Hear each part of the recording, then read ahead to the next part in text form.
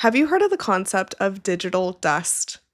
This is where your content has been out online for so long that no one's even finding it anymore. It's getting a little dusty, you might say.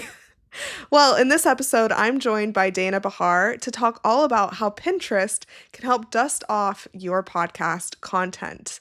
She's talking to us about how Pinterest can actually extend the lifespan of your podcast episodes and help it stay discoverable for months and even years to come. I can't wait for you to listen to this one because this is a question I get all the time of, is Pinterest worth it? Is it not? So I hope this episode helps you decide for yourself. Enjoy. Welcome to the Podcast Cafe, where we're serving up everything you need to know about podcasting, from tips, stories, and strategies for podcasters from podcasters. I'm your host, Hayleigh Hayhurst, the founder of Espresso Podcast Production, a full-service podcast agency helping business owners, creatives, and thought leaders launch and grow their shows. Whether you're just starting out or want to take your podcast to the next level, this is the place for you. Each week, we'll dive into practical tips, actionable strategies, and of course, stories from other podcasters so that you can build up a podcast that you love and that works for your business. So grab your coffee, get comfortable, and let's get started. Welcome to the Podcast Cafe. Hey Dana, welcome into the Podcast Cafe. I am so excited to be talking all things podcasting with you today. Absolutely. It's something I never thought I would talk about regularly, but Okay. it's definitely naturally segued into that. Absolutely. Okay, so before we get started talking all about the Unapologetic Pinner, I want you to tell us, what is your go-to coffee order since we are in the Podcast Cafe? So I actually do not like warm coffee. I only drink iced coffee. Okay. So I typically go with some sort of protein mocha coffee. And typically it is something that I make at home because it's rare that you can find someone that does it in a coffee shop. But I take like a chocolate or vanilla protein shake and blend it with coffee and sip on that throughout the morning. Okay, I love that. I have not gotten that as an answer yet, so I love it. I'm always trying to sneak in the protein, however I can. Yeah, So that's I the way I've got to remember. do it. I like that tip. And there was this coffee shop that I used to go to when I was living in Vegas that had, do you remember the big keto phase where everyone was drinking butter coffee? Ew. I do remember keto, but I don't remember that part. And this coffee shop, they would advertise it everywhere, and it was like bulletproof coffee or whatever they called it. And I was Yes. like, yuck. I was like, I Yeah, don't that like sounds knowing that's in your kitchen right now. no. But That no, just sounds so awful. protein coffee is way better than butter coffee. That is all I have to say. Yes. It's so much easier too. Yeah. Okay. So tell us, when did you start your podcast and what made you decide you wanted to have a podcast for your business? So my podcast is actually less than a year old. My podcasting journey started as a duo, and it's still going strong on the Entrepreneur Encounter. My co-host Sarah approached me. We were like accountability partners and so forth and so on. And she mentioned in passing, she's like, I really want to start a podcast. And I want it this way and that way. And I was like, I never considered that as an option to grow my business or lead gen or anything else, just to share my expertise.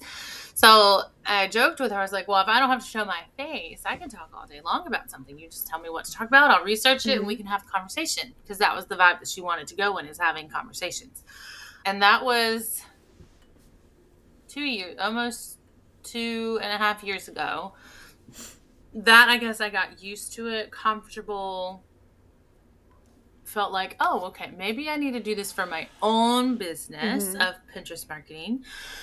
I looked up podcasts, and there's a few, but most of them like stopped producing episodes years ago. And so I was like, there's not really a heavy market on the Pinterest marketing of podcasts or organic marketing. So I decided to do my own podcast.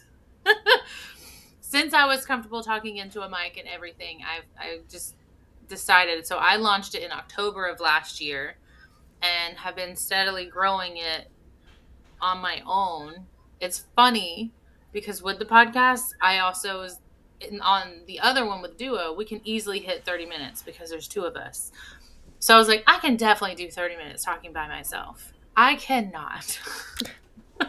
So my podcasts are literally 10 minutes or less. Mhm. And that's with me talking slow and making sure you can hear, like, articulate Yeah. everything. 10 minutes or less each week, you get Pinterest marketing support. No, I love it. I mean, there's a whole nano learning concept out there where people are busy and they want to learn really quick, and that's what your podcast is, right? I just had a client that started a similar structure where her episodes are 10, 15 minutes or less. When you are thinking about the topics, how do you come up with them? Is it things that your clients are dealing with? And who are you working with? Is it other podcasters? Is it businesses? So I work with creative entrepreneurs and wedding pros who are ready to ditch the burnout hustle and build long-term visibility with alternative marketing methods. So Mm-hmm. when we all launch a business, the first thing we think of is Pinterest, not Pinterest. I do, at least, is social media marketing. So, oh, I need to be on Facebook. I need to be on Instagram. I might need to be on LinkedIn. Probably need to be doing TikTok. I need to be on, maybe somebody says they need to be on Twitter. I don't know anyone that uses Twitter, but there's billions of users, so somebody is using Twitter. So those are the easiest ways because it's free in the sense of sharing your message and Mm-hmm. your content, but it's short term and it's really meant to be social. So it's more about community engagement in the present, in the now.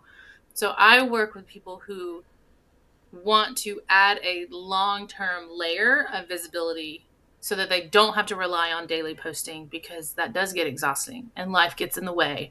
Even if you schedule it out, you can't engage all day. It's exhausting. During our first conversation, you dropped this incredible concept on me of digital dust. Tell us more. Um, Digital dust is the content that has disappeared from public view in a sense. So I talk a lot about on the podcast evergreen content. And so evergreen content is it is content that will solve a problem for your ideal audience today, next month, next year. Like it's going to be a continuous pain point in your ideal audience. So it will be relevant for a while. So that's evergreen content.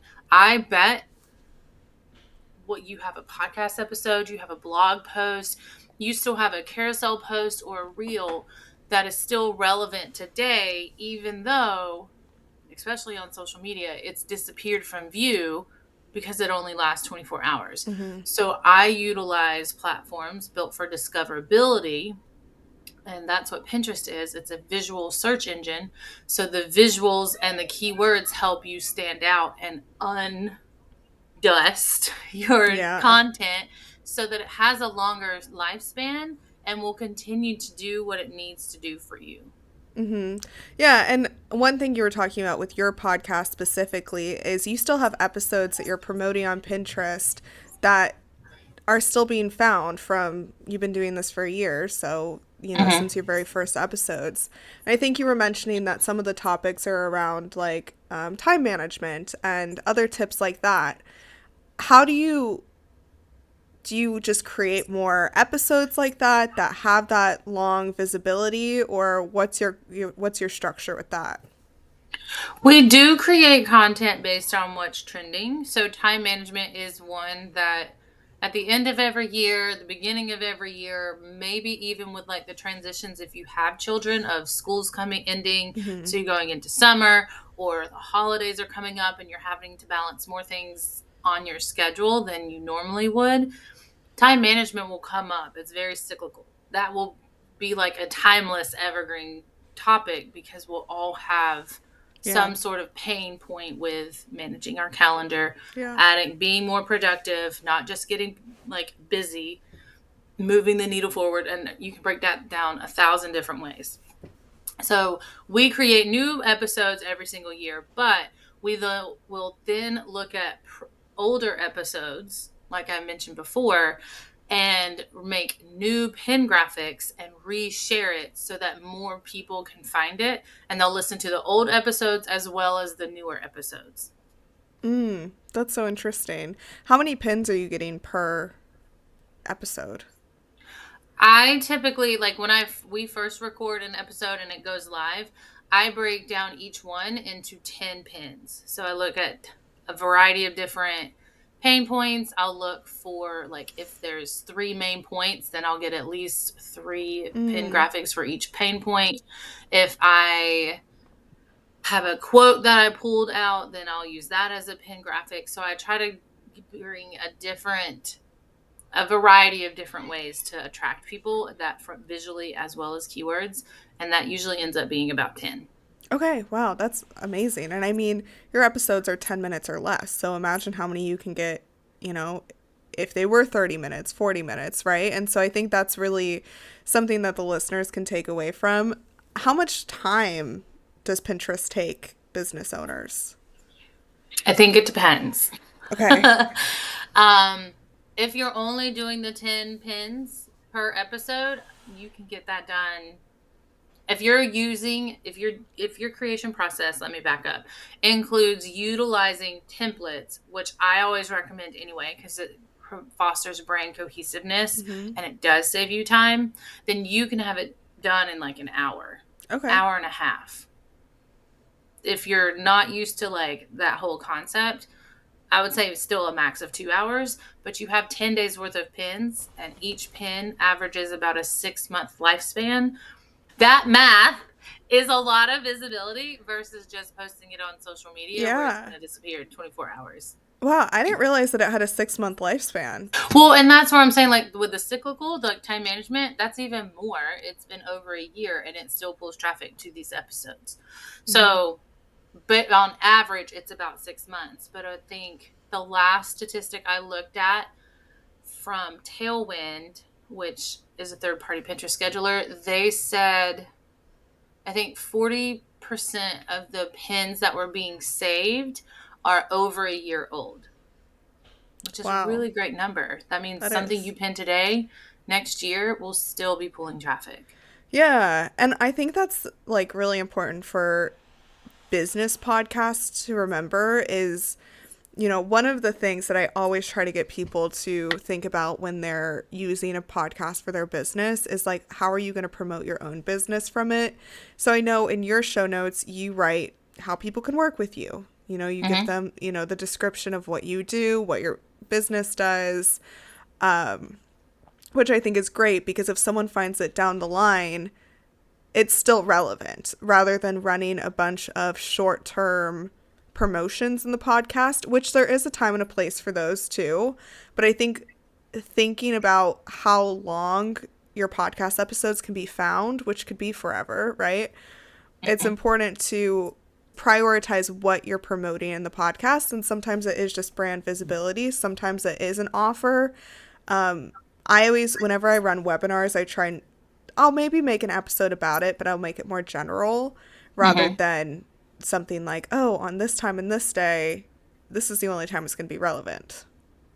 Absolutely. I think for things like that, I recommend having like a landing page with a wait list. So, like, if you are a conference coordinator and you want to utilize Pinterest to grow your email list so that you can nurture them before the next sale or the next event so that they have to buy ahead of time, early bird pricing, all that other stuff, then that's a great way to grow your email list and start teaching them and guiding them on what they can expect at future conferences. They can go ahead and get on the wait list. So when the tickets go live, they can purchase quickly.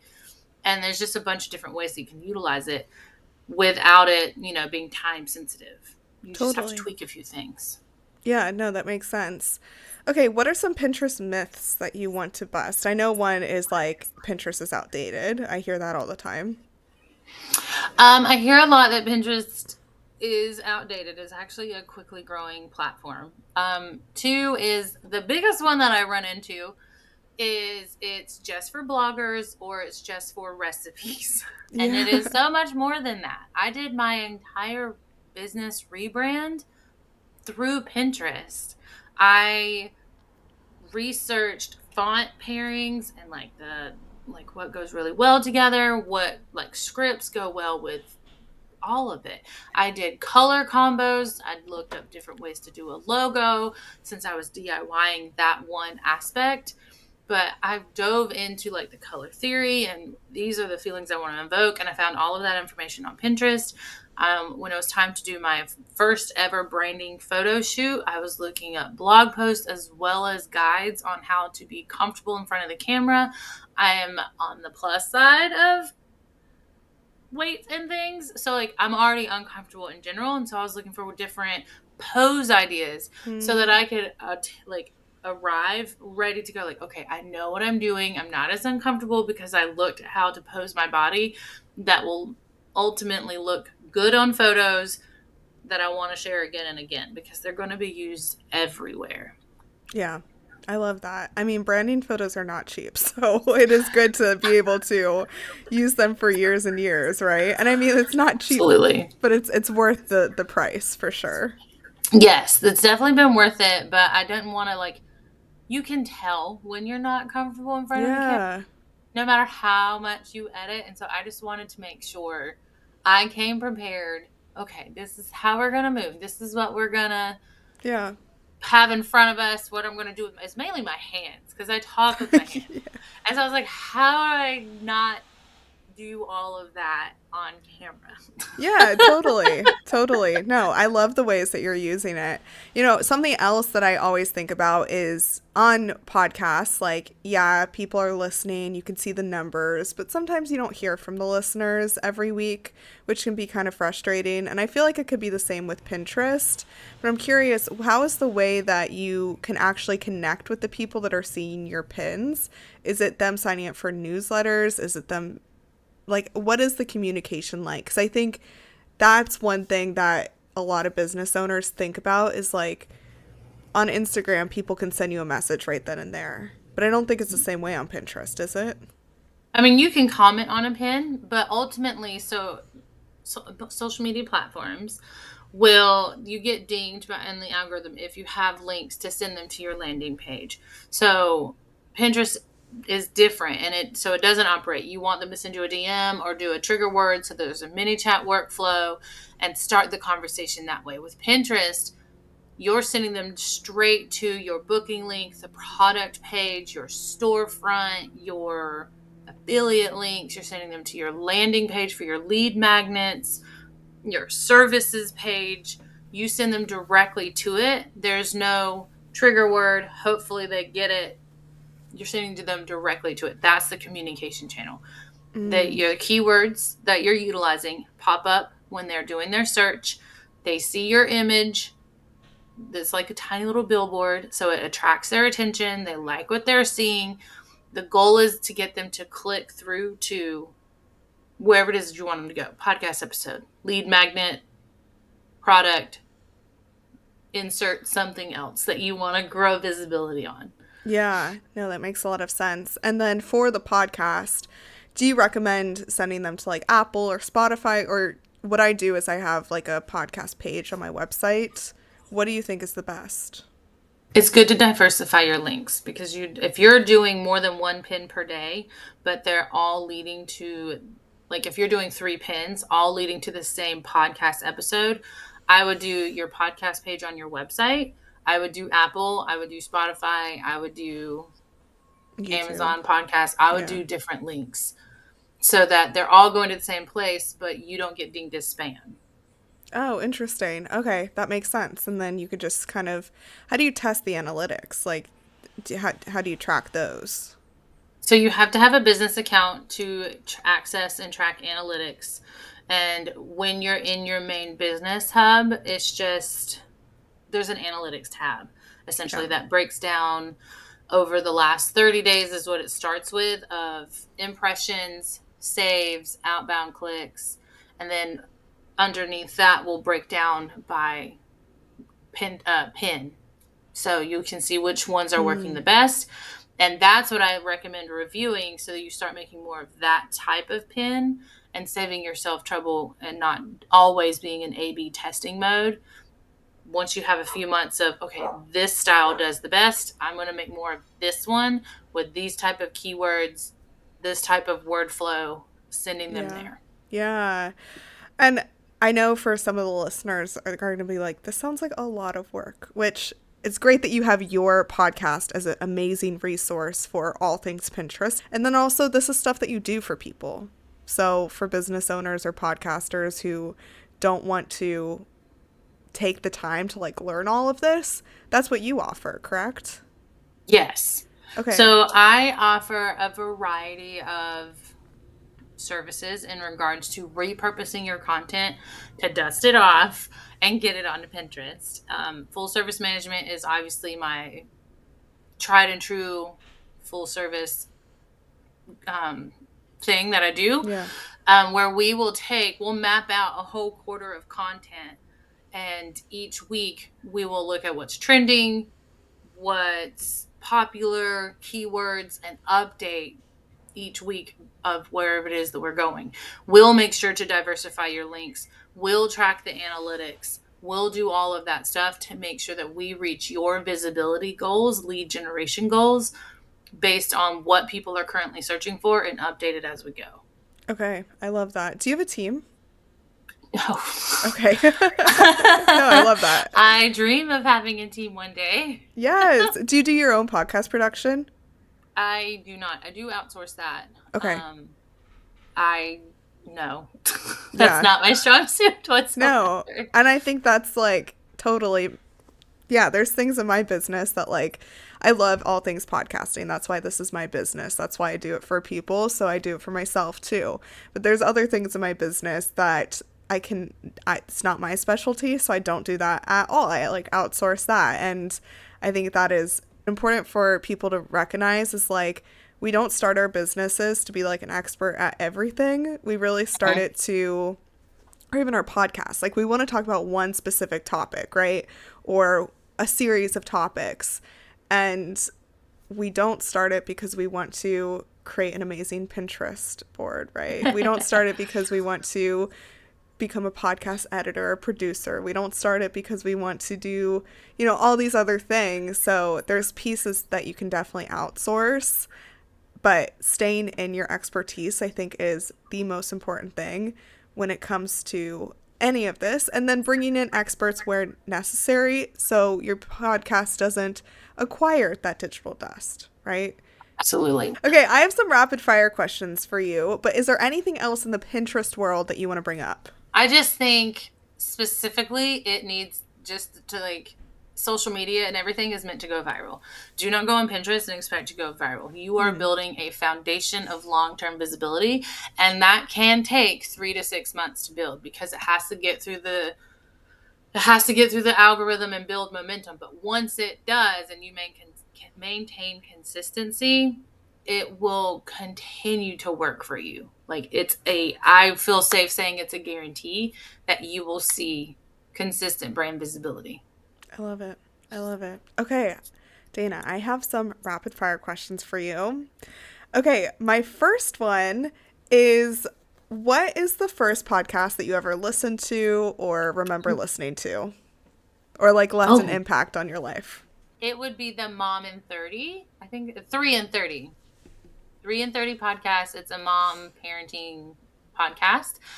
That would probably be for that. And then professionally, probably Jenna Kutcher's podcast, The Mm-hmm. Gold Digger. Yeah, I love her show. I love her show. Oh, What are some yeah. podcasts that you listen to now? Oh, I listen to all kinds of podcasts these Okay. days. I could probably even pull it up. I still listen to Jenna Kutcher. I listen to Amy Porterfield's podcast because she's in the wedding industry. And then the Duo on Air is probably another one that I listen to a lot just because they're very down to earth and they're all things SEO and marketing. And so that is beneficial to me just to be well rounded. Okay, I love it. Where do you listen to your podcasts? Apple Podcasts. Okay, I love it. And then I know that you have children, and so you spend probably a lot of time in the car. Do you listen on your drives or on when do you take the time to listen to shows? If it's something a topic that I really want to actually hear and listen, I listen while I'm walking on the treadmill at the gym every morning. if my kids are in the car and we're listening to that, we have our own go-tos, and one is Greeking Out, which is like a National Geographic history something, but it's geared towards kids, so it's super Oh, fun. I love that. And the latest one that my son actually found, his name is called Nick, and I think the podcast is just named after him. But he's like a foodie, and so he travels all over the world looking for like the best burgers and street food, and he just talks about the food. And he has a YouTube channel, so you can then go and see what he's talking about. And we listen to that one a lot too. Oh, I love that you listen with your kids. They're big on audio-esque Oh things. my gosh, that's amazing. Okay, I mean, I don't have kids, so I don't think about kids' podcasts, but I love that, even for their attention spans, right? To be able to tune into something for that long. That's Mm-hmm. amazing. Well, then it's educational, and anything that they do has to have some sort of educational foundation to it. And so this Yeah, makes it fun. It's different. It differentiates our normal drive from A to B, and it's something that we do together. very, very cool. Oh, I love that. Okay, two last questions for you. I'm curious, what is the best piece of advice you ever heard about podcasting? Um, in the beginning, no one is listening. So it doesn't matter if you mess up or Yes. flub on your words or sound mechanical and whatnot, because you're getting used to it. No one is listening, so you get to work out the kinks. I love Is that. essentially what someone told me. No, that's so Um, true. so I think, and honestly, I feel like that's why I ended up starting my podcast, because I had the ability to work through the kinks. Granted, with a friend, but I was able to work through it, and now we have our own. Yeah. Yeah, I love that. Then my last question for you is, what is the most surprising thing that you've learned about yourself through podcasting? I have more to say than I thought. So I I don't do public speaking in any way, shape, or form, but I'm very passionate about this topic. Like, it's interesting to me how to get more out of the content you're making and how to make it answers that question that I think a lot of us have of, everyone talks about funnels. Fill your funnel, but no one says how to fill your dang funnel. So Yeah. my podcast and ever content repurposing and Pinterest marketing, because it's discoverability platform, like, this is how you fill your funnel. Hmm. This takes the stress and overwhelm of banging your head against the wall. How do I fill my funnel? It's great, it's mapped out, it's seamless, but it doesn't matter if no one falls into the funnel. Dana, this has been so interesting. Thank you for all of my Pinterest questions. Thanks for talking about your podcast. I will put your show link in the show notes, but how else can people connect with you? So you can find me on Instagram at danas.desk.nc. And then on any podcasting platform, you should be able to find me at the Unapologetic Pinner podcast. Perfect. I'll put those in the show notes. Dana Barr, thank you so much for joining me. This has been so fun.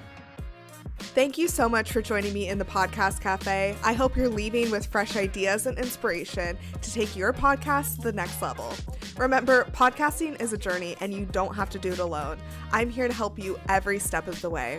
Let's connect. Be sure you follow me on Instagram at Espresso Podcast Production or visit espressopodcastproduction.com for more tips, resources, and behind the scenes insights. I'd love to hear about your podcasting journey. If you've enjoyed today's episode, make sure you hit subscribe so you never miss an episode. And if you're feeling extra generous, I'd love it if you could leave me a review on Apple Podcasts or Spotify. It helps more podcasters just like you find the show. Until next time, grab your coffee, keep creating, and I'll see you back here in the Podcast Cafe.